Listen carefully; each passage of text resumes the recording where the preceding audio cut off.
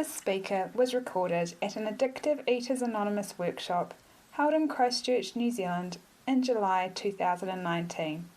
For more information, visit www.aeainfo.org. My name's Leonie and I am a medical theatre.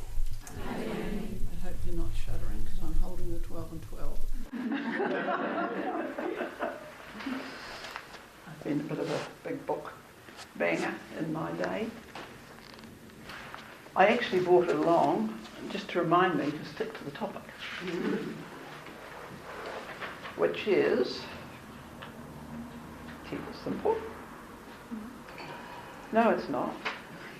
It's actually 12 step, isn't it? And I didn't do very much thinking about this, but what did occur to me is that we're here today because the organising committee has been practicing the 12 step.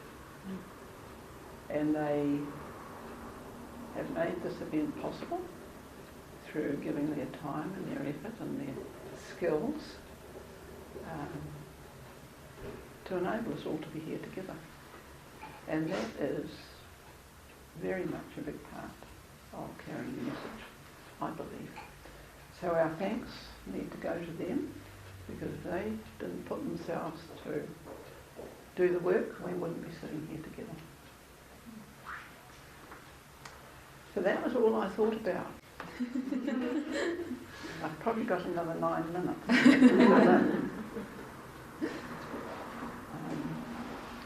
So reflecting on what Carla and Sandra have spoken about, one thing that comes to mind is Carla mentioned that she came here because of her unmanageable life more than the weight. When I came here, I thought I managed my life very well. I had the problem with my special problem that no one else in the whole wide world had, which was this in secret craving food all the time, wanting to eat all the time, obsessed with food all day, every waking moment. And I thought that God had made a mistake when he made me. It wasn't my fault. It was God's mistake. I found that a bit puzzling. So that was the secret life and everything that went with it. As over the years was struggling to keep the weight off, because I had the idea that if I was thin, I'd look all right. And then no one would know that I had this craving and this obsession with food.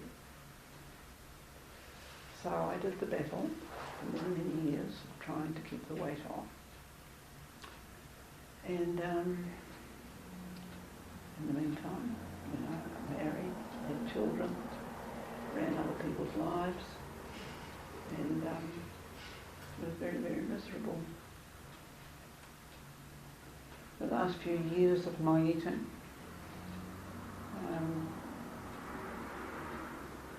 I just felt hopeless. I felt despairing. I had a lot of guilt because I wasn't living the way that I believed was the right way to live, just a decent human being, because of my dishonesty and my lying and the covering up of the food and stealing it and pretending. So it's a pretty awful existence. So, when I first came across the 12-step program, it was probably a year or 2 or 3 before I actually came here, and it was through Alcoholics Anonymous. I used to read, because I'm a reader, I used to read anything to do with alcoholism, particularly autobiographies, and I totally identified with them, totally identified. And I read the 12 steps, And I thought they were marvellous. And I tried to practice them before I got here. But you know, I wasn't going to do an inventory. No. But I actually did try. I mean, I had no idea what the 12th step meant because I had no recovery. So I was familiar in a way with the 12 steps when I got here. But I got here eventually through my pride, being a little dint in my pride, and having tried so many other things to control the weight, I came here to my very first meeting. And I'd had contact with a woman who was in recovery twice before I got here. Probably a month or two. I had written to Auckland to get contact number here, and I had eventually rung this woman.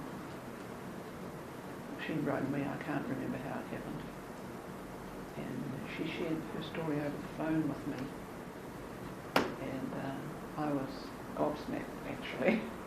I'd never heard anything like it, and I felt quite sad for her, but I was also happy for her because she said she found a solution and she'd lost the weight.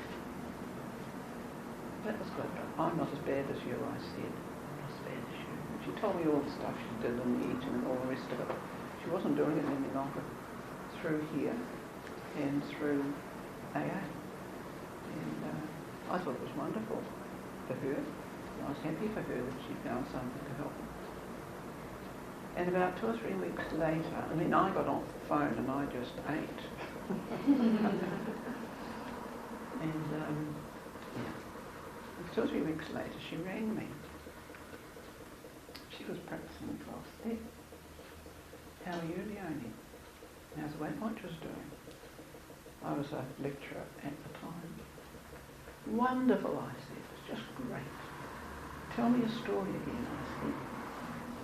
And she did. And I said, oh, well, I'm so pleased for you. Got off the phone and kept on eating. And eventually I thought, I have to go and have a look at this meeting. But all I really wanted was to get some, because I didn't even know there was a solution. Didn't have a clue. And so I resigned from Weight Watchers. And I came to my first meeting. And probably as many people in this front row here were at that meeting. And there were a couple of men. And everyone shared about their eating. And this girl was there. I was very keen to see her because she had a pretty horrific story. And I wanted to have a look at her because I had an image. I knew what she looked like in my mind. It wasn't a very nice image. And when she came in, I said hundreds of times, she looked like the Virgin Mary to me. She had blonde hair down to her waist. She was tall. She was just taller than me, probably. And she was slim.